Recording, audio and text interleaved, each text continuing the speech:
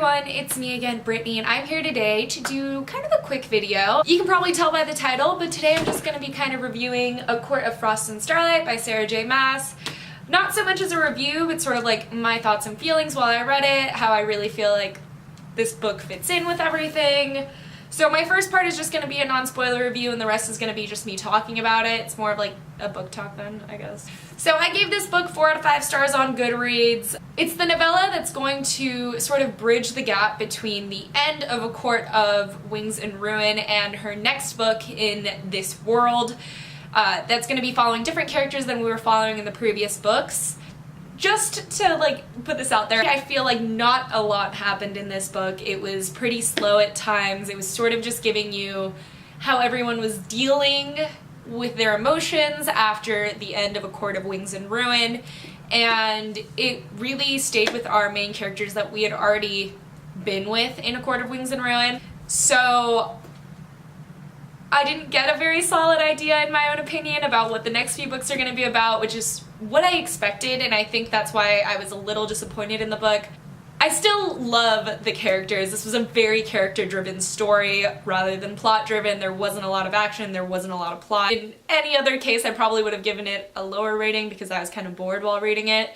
But since I do love these characters, it still was justifiable just to find out what they're dealing with, how they're dealing with it, and how their lives are going. Then I gave it 4 out of 5 stars. It was still well written. I still had a really good time. I was just kind of bored.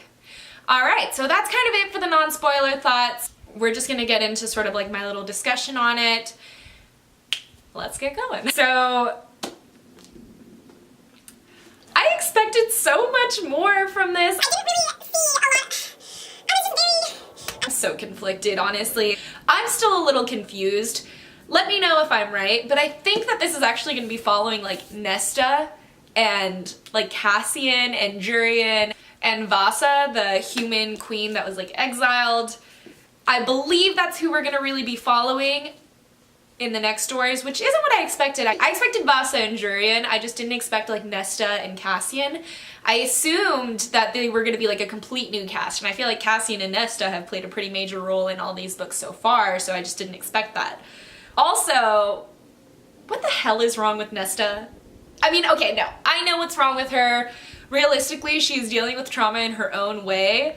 I just thought it was so odd. I thought at the end of A Court of Wings and Ruin, I thought she was gonna be with Cassian, that she had finally let go of all her weird fae dilemmas, and instead we open up the book and she's an alcoholic. And not just an alcoholic, she's sort of like, she's living her best life. She is romping with any guy she can find, and she wants to stay as far away from Cassian, from Farah, from Reese, from all of them, even her little sister Elaine. And hello. That's my cat. And she wants to stay as far away from them as possible, so much that she's living in a ramshackle apartment in the worst part of town. I thought it was really odd. I thought it was really frustrating to read from her point of view, but I am, if we are going to be continuing her story in the next few books, I think it's going to be very interesting. She obviously has a lot of power that we haven't even looked into, and she seems like she'll be a very interesting character to follow, especially since it seems like they're going to be going to the Illyrian steppes. How do you say that? Steppies? Steps? I don't know. I thought it was very interesting though that that's where like they're gonna take her, because like she is just not improving, and they're like, you know what, Cassian, just take her there.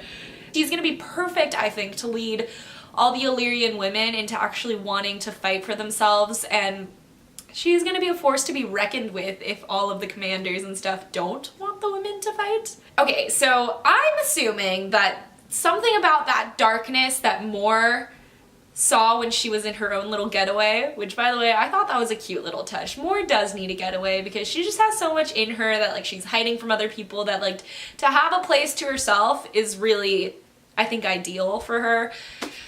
I really do hope we get more of her though. I think that she really needs to like just come to terms with herself and like come to terms with other people knowing about her. It's like, obviously she's still really nervous about it. It's not even like she just wants to keep that to herself. I don't think there's anything wrong with it. I know a lot of people have had a lot of problems with that because they think it's wrong that she's so ashamed of her sexuality. I think it's a pretty normal process that she's going through. she had come to terms with it. She'd had her girlfriend, and then her girlfriend had died. Like, it's just, I think that she's still really reeling from all that, and she doesn't want her father to ever use this against her. She doesn't want other people to think anything of her, so she's still coming to terms with it. I think that in the next few books, she will finally, like, accept that part of herself, and the rest of the world will know about it too. In my opinion, I think that's the best way to do it. I'm a little curious if that has to do with, like, the cauldron, like the cauldron's magic, and if like darkness got left over, if it's like something left over from the war, or I just don't understand exactly what the plot is going to be for the next few books. Like, we just defeated the darkness. Shouldn't that be done with? I'm sure that Sarah J Maas has a really good plan for her next few books. I just am not seeing it very well, and I'm like, this story on its own just felt like, I can definitely see why everyone says it felt like fan fiction. It was just Farah and Reese like living together and like being like cute and homely and like them getting used to their lives, like their regular lives with no crazy drama, which I never realized how much drama plays a central role in Sarah J Maas's books. I didn't realize that without it, I'm pretty bored. Like, yes, I love the romance. I love how she writes romance. I love Reese and Farah. I think that it's a lot of fun to read their sex scenes, you know, but it's kind of boring when there's no, like, there's no rush. Oh, we can just do this forever. No. I didn't realize how much the war and everything like that, like, affects her writing. The characters are wonderful, and that's why I still read it and loved it, but the plot was so dull. Ugh, I feel so bad for saying that, because, like, Sarah J Maas is my favorite author. These are some of my favorite characters, and I just want to say you're boring when you're not, you know, fighting for your lives. I don't know what else to say about that.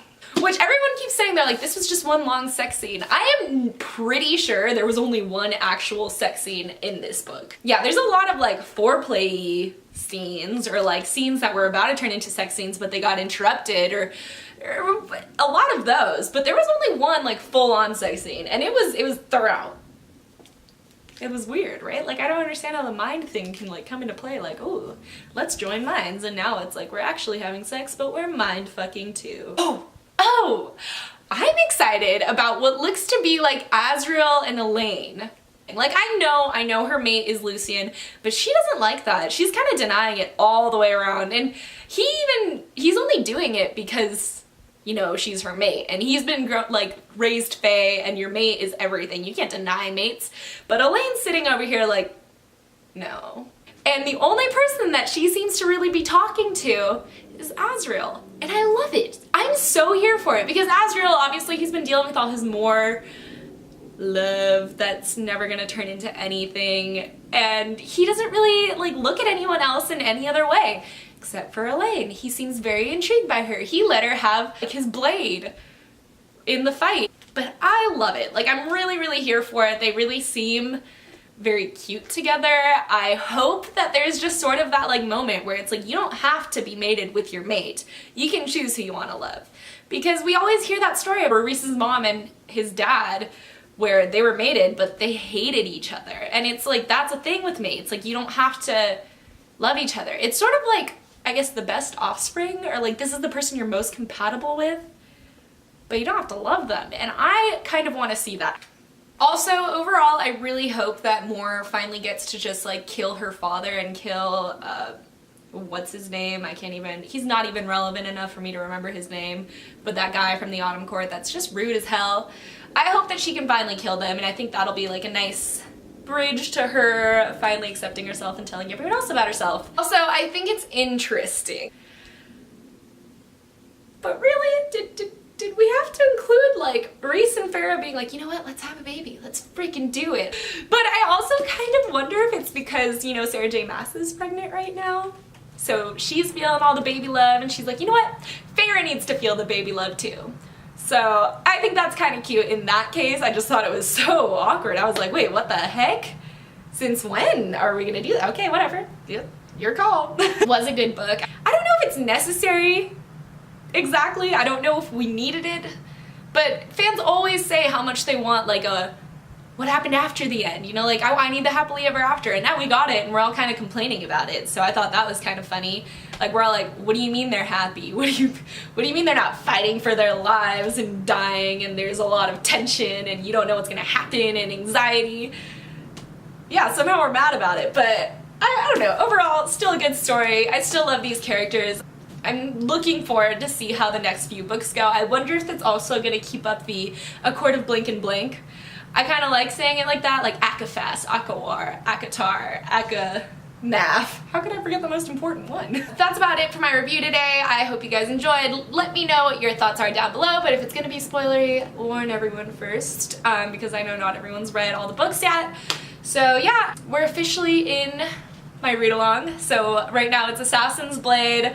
I just started reading it. I needed to go out and buy little post-its though, because I need to be able to like note things down for my book talk. So I haven't gotten that far into it, but I'm really excited about this, and I hope you guys are too.